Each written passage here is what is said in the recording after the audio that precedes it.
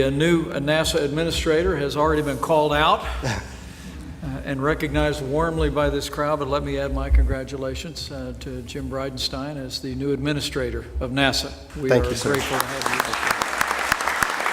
on the team and on this council. I want to welcome you to your first meeting of the National Space Council, and grateful to have you sitting in the chair and representing NASA in this conversation. Last December, the President signed Space Policy Directive 1, which directs NASA to return American astronauts to the moon. We have discussed that at some length, privately, and with your team, to the moon first, and as the President said today, eventually to Mars. I know you've been diligently working with your team to develop a strategy to implement that Space Policy Directive, and I wanted to invite you to give the Council an update on your work, but welcome. Yes, sir. Thank you. First of all, sir, it's an honor to serve my country in this capacity, honor of a lifetime, and I'd like to thank you and the President for this opportunity.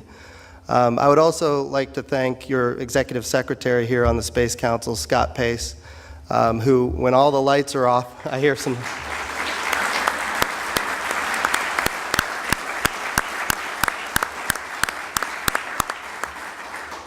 When all the lights are off and the cameras aren't rolling, he works overtime to make sure this group is focused on a whole of government approach under your direction. So thank you for that, sir, and thank you to the Executive Secretary, Scott Pace. I'd be remiss if I didn't also mention Jared Stout, who works side by side with Scott Pace on these issues.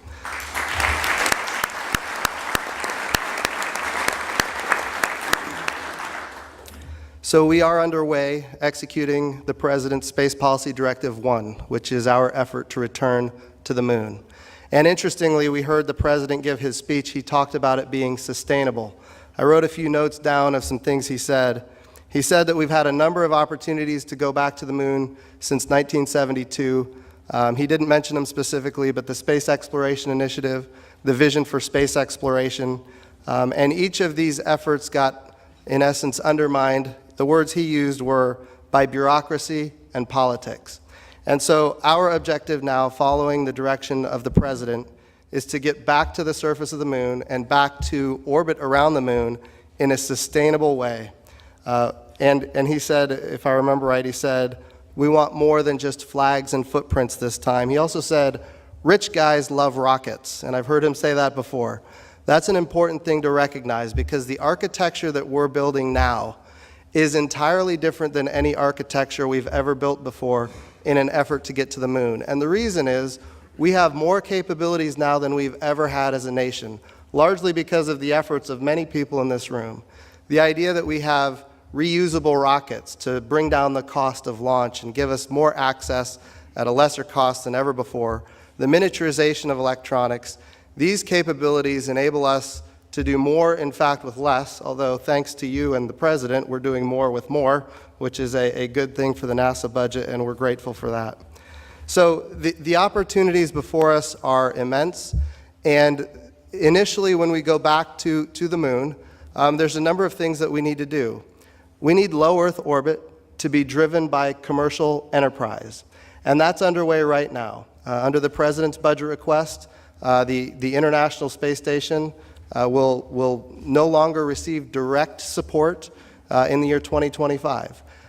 In some ways, that's a big challenge for us at NASA, and we understand the challenge before us. But for the first time, we're having very serious conversations about how to make low Earth orbit commercialized.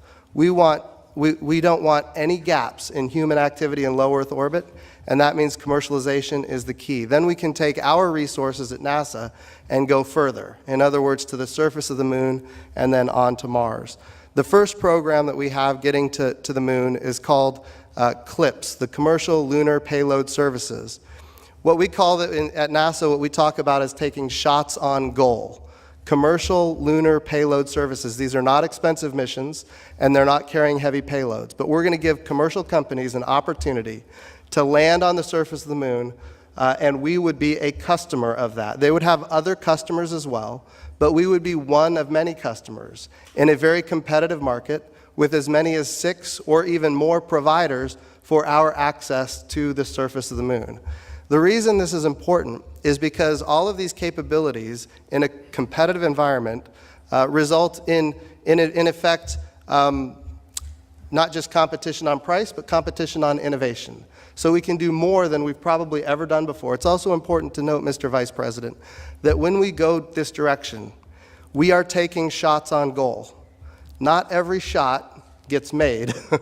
So it is very possible that some of our commercial providers, who we believe there are a number of them that are ready, but maybe some of them are not.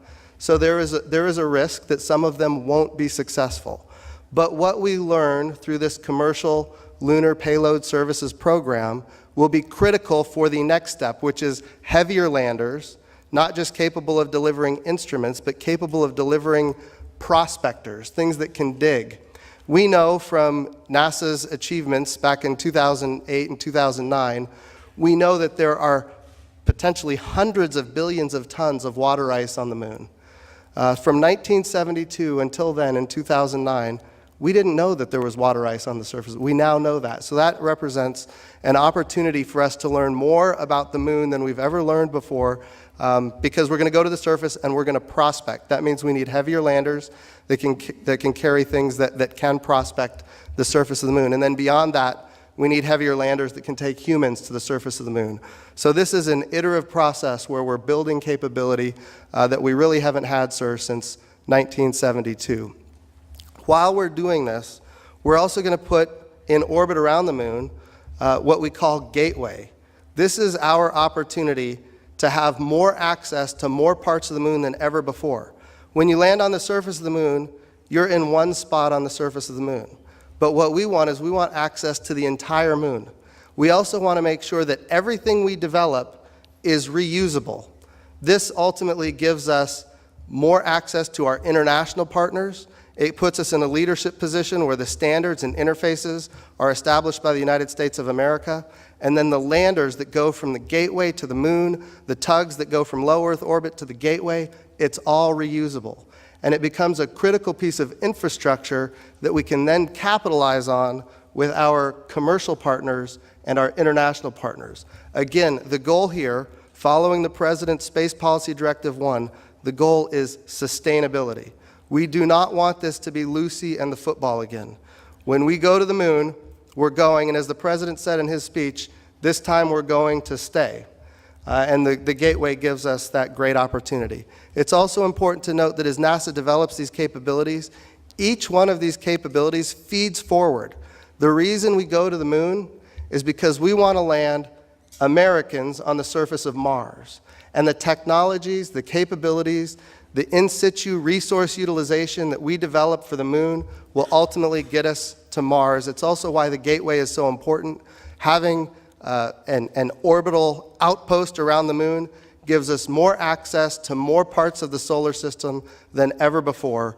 And all those technologies are being developed in and around the moon for the purpose of eventually getting humans to Mars. So, sir, I would say that Space Policy Directive 1 is well underway. We've got a long ways to go, but we're started, and certainly we want to get back to the moon as quickly as possible. Thank you.